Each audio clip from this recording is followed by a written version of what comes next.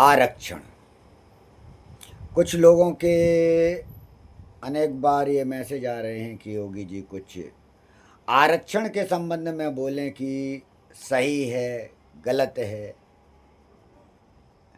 तो पहले शब्द का अर्थ समझें कि आरक्षण का अर्थ रिजर्वेशन। हम किसी कार्यक्रम में जाते हैं, कुछ सीट होती हैं जो आगे लगी होती हैं, या कोई अतिथि आने होते हैं तो रिजर्व लिखा रहता है।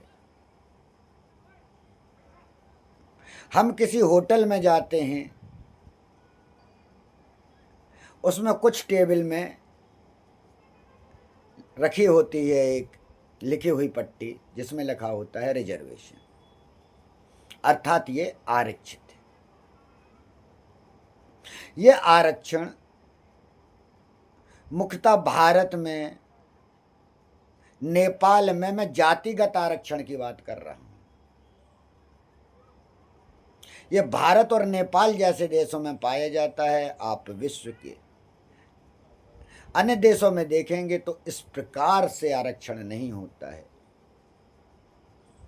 वहां आरक्षण अगर है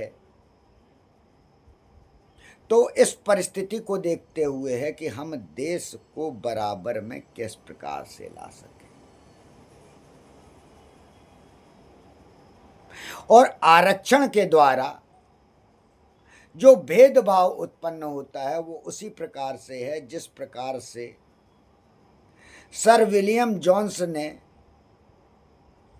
मुगल काल के समय, जब यहाँ भारत में अंग्रेजों का शासन नहीं चालू हुआ था, तब मनुस्मृति को तैयार कर दिया था। और वही मनुस्मृति आज हमने संस्कृत में ट्रांसलेट की और हिंदी में ट्रांसलेट की, और उसी के अनुसार हम चल रहे हैं। जो मैं कह रहा हूँ, यह मनुस्मृति सर विलियम जोन्स के द्वारा लिखी गई है, हमारे किसी ऋषि मुनि संत महात्माओं के द्वारा नहीं। उनके द्वारा लिखित पांडुलिपि मनुस्मृति आज भी एक जगह मौजूद नहीं है, वो भी अनेक संग्रहालयों में रखी हुई है। तो जब किसी चीज की रूट ही कीड़ा लगा होगा, सत्य नहीं होगा, तो उसके फल पत्ते कैसे सही हो सकते हैं। वो भावना जो हमारे भरी गई, वो क्या भरी गई? क्योंकि वेद जो हैं, जो उपनिषद हैं, जो शास्त्र हैं, जो ब्रह्मांड के लिए बताए गए थे, जो तुम्हारा ये शरीर है, इसके अंदर की पूरी गति बताई गई थी।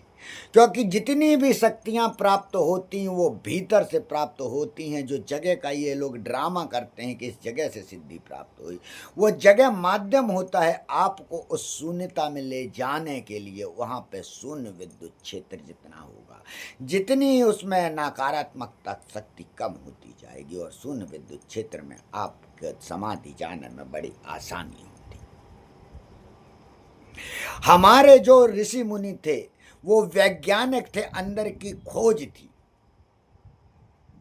आज मैं कंप्यूटर इंजीनियर होकर इस यौगिक पद्धति की ओर अगर वर्षों से घुसा, तो उसी चीज को के अंदर भी वही गति है जो बाहर ब्रह्मांड में गति है। और जो वेदों में लिखित है वो सब एक एक बात सत्य है, और सब शक्ति तुम अपने भीतर से प्राप्त कर सकते हो।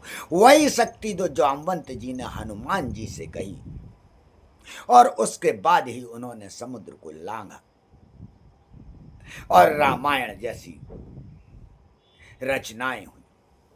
वो यौगिक शक्ति जो कृष्ण ने युद्ध के मैदान में अर्जुन को बतलाई, अर्जुन को समझाई, वो विराट रूप दिखाकर, वो सभी यौगिक शक्ति आज भी मौजूद हैं।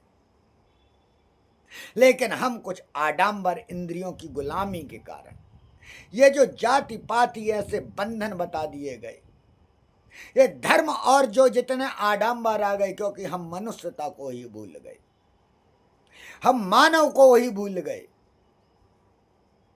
कि हम क्या हैं। हमारे अंदर ही देवत्व बैठा है, हमारे अंदर ही राक्षस तत्व बैठा है, और हम इंद्रियों की गुलामी से बार बार बाहर खोज रहे होते हैं। क्योंकि तुम जिस स्वर्ग और नरक की परिभाषा अपने बुद्धि और विवेक में बिठाए बैठे हो। वो स्वर्ग और नरक के द्वार तुम्हारे इन्हीं नेत्रों से जाते हैं, तुम्हारे इन्हीं कर्णों से जाते हैं और तुम्हारे इन्हीं नासिका के द्वारा जाते हैं। अगर तुम्हें उनके मार्ग को बंद करना है, उस शून्यता में जाना है, तो तुम्हें उस समाधि तत्व को जानना पड़ेगा, जिसके द्वारा तुम स्वयं तो जान सको कि तुम कौन हो। और जब तुम ये जान लेते हो कि तुम कौन हो, तब तुम उस मार्ग में जा सकते हो कि तुम प्रकृति में जो ऊर्जाएं सर्वदा निहित हैं, सब शक्तियां निहित हैं, उसको ग्रहण कर सको, जौन सी तुम जैसे ग्रहण करना चाहते हो।